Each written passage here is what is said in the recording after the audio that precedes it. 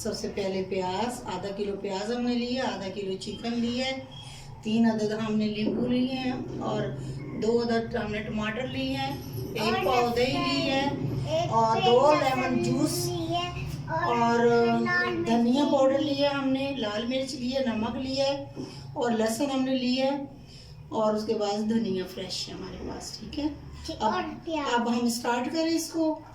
सबसे पहले हम